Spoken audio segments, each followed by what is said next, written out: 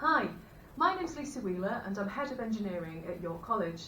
We're going to talk to you about the A-level options that we have within the engineering curriculum area.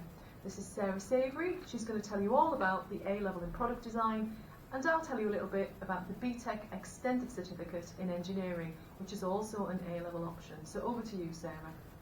Hi.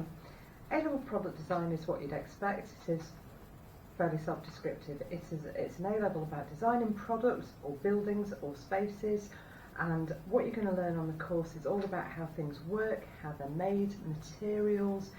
There's an exam, so it's 50% examined, so we'll do some theory, and 50% you will design your own project. First year from a brief, second year whatever you like. It could be everything from buildings to toothbrushes, supported by a folder which will show all your design work and your research. And basically, if you like stuff and you want to know how stuff's made and you want to commercially get that stuff out into the universe, this is probably the course for you. And what kind of topics will they study on the theory side before they go into the theory exam? What's the theory side? So we'll look at materials and processes. You'll generally in the exam have 3 or 4 questions. They will show you a picture of a product and you will need to describe how that works, what it's made out of, the best processes for making it, possibly a product improvement, and it basically breaks down everyday products into materials and possibly even a little bit of design history about where the design came from in the first place. Do you do any kind of sustainability, environmental That's a massive, design, massive part with it being of such the, an important issue? Yeah, that's a massive part of the course at the moment, because everything that we make, just because you can make something doesn't mean that you should. So we'll very critically evaluate our products at the end of the project to see whether they should be happening in the first place, and actually how we can make them sustainable. So not just recyclable, but we'll look at things like circular economy to give them life after the life that they've been intended for, and see if we can design that in now. Great. So it's 50% coursework, 50% exam. Yes. I'll tell you a little bit about the BTEC Extended Certificate in Engineering. It's very different to A-level product design, so you can actually do them alongside each other. Although engineering is in the title, that doesn't mean you're going to spend all your time in the workshops, because you're not. It's an academic course. So in the first year, 2/3 of the course is actually engineering maths and engineering science, which is electrical, electronic principles and mechanical principles. And at the end of that first year, you'll actually sit an exam in maths and science, engineering maths and science.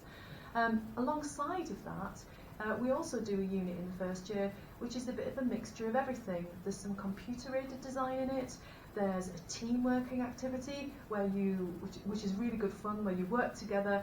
You're given a set of drawings for a product, and you've got to work as a team to manufacture a batch of those products. We teach you how to do everything. We make sure it's fully safe, but that's good fun. And we also learn about material properties, manufacturing processes alongside that as well. So that's kind of the first year. That side of it is all assignment based, whereas the maths and science is exam based. In the second year, if you want to carry on to the second year, we do a large product design exam where you understand the whole linear design process, but you have 10 hours to redesign something to make it more effective. And then sitting alongside that is a really good unit which is computer-aided design, and it teaches you how to use 2D and 3D design software, and we use things like AutoCAD, SolidWorks, etc. Now the product design is an exam, but the CAD part of it, the unit for CAD, is assignment based. So you can see it's quite a mix across the 2 years of different areas of engineering, but it's definitely not based in the workshop and making things all the time, so it's important that you get that. It is the size of one A-level. We recommend that students who do it are doing A-level maths or A-level physics alongside it as well, because it complements it really well, especially for young people who want to go off to university and study engineering. Okay? You want to add anything else, Sarah? No, I think that's great. Just to say that the 2 courses do complement each other very well, and there is some shared learning between them, so you'll see probably both of us on both courses at some point. Yeah.